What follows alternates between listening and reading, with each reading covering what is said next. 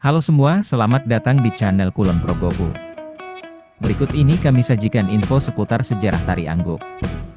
Bagi yang belum subscribe, silahkan subscribe dan nyalakan loncengnya, agar tidak ketinggalan info menarik dari kami. Dan bagi yang sudah subscribe, semoga rezekinya lancar dan sehat selalu. Sungguh menarik ketika melihat belasan penari cantik menarikan tarian tradisional Yogyakarta, namun dengan menggunakan kostum tari ala militer zaman Belanda, kacamata hitam, kaos kaki serta pakaian bercorak kebelanda-belandaan. Itulah tari angguk, sebuah tarian rakyat yang sangat simbolis dari Kulon Progo, Yogyakarta yang dikatakan sebagai pengembangan dari tari dolalak dari Kabupaten Purworejo, Jawa Tengah. Ditilik dari tata busana yang ada, bisa diperkirakan bahwa tarian ini terlahir di zaman penjajahan Belanda di Indonesia. Ini adalah sebuah kreasi seni di masyarakat yang tentunya syarat dengan nilai-nilai budaya. Sejarah tari angguk. Sebagai tarian rakyat, tari angguk terlahir sebagai dampak pengolahan aspek sosial, budaya dan sejarah yang tumbuh dan berkembang di masyarakat. Mengusung sejumlah nilai-nilai tertentu termasuk sebagai sarana interaksi masyarakat dan hiburan. Tari ini terlahir sebagai respon terhadap beragam unsur yang ada saat itu hingga terbentuklah suatu tarian sebagai salah satu identitas dari kebudayaan Kabupaten Kulon Progo. Tari dolalak dikatakan sebagai cikal bakal terlahirnya tarian angguk. Ketika dilihat dari penamaannya, istilah dolalak konon diambil dari modus diatonis barat, do re mi fa sol la si, dengan mengambil nada do dan la. Sedangkan untuk istilah angguk diambil dari gerakan yang paling mendominasi pada tarian yakni mengangguk-anggukan kepala. Gerakan tarian hingga kostum yang dikenakannya pun tidaklah terlepas dari unsur-unsur yang ikut membentuk sejarahnya. Terinspirasi oleh gerakan dan seragam dari serdadu Belanda. Ketika merujuk dari beberapa sumber, sejarah tari angguk dimulai pada kisaran tahun 1950-an yang berarti hanya selisih beberapa tahun sejak Indonesia merdeka. Di saat nuansa penjajahan masih sangat terasa, tari angguk tercipta sebagai tarian pergaulan di kalangan remaja. Terutama digelar sehabis musim panen sebagai ungkapan rasa syukur kepada Tuhan.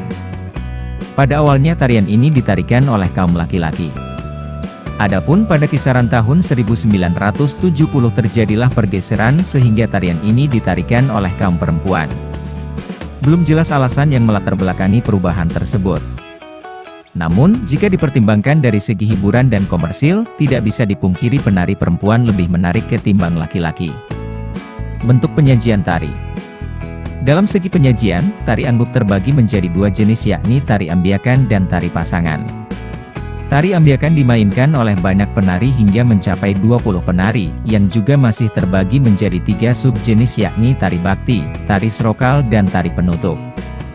Adapun tari pasangan ditarikan oleh para penari dengan jumlah genap dan berpasangan-pasangan.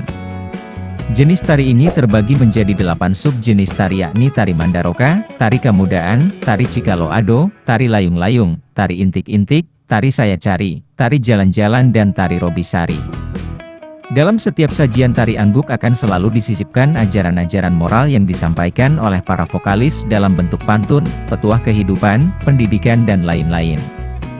Dalam setiap penampilannya, tari angguk biasa membawakan cerita yang ada dalam serat ambio yakni tentang Umarmoyo Umarmadi dan Wong Agung Jayangrono. Peran yang dibawakan terbagi menjadi 2 macam, yakni peran utama yang terdiri dari penggambaran tokoh Umarmoyo, Sekar Mawar, Dewi Kuning-Kuning, Air Gunung, Trisnowati dan Awang-Awang.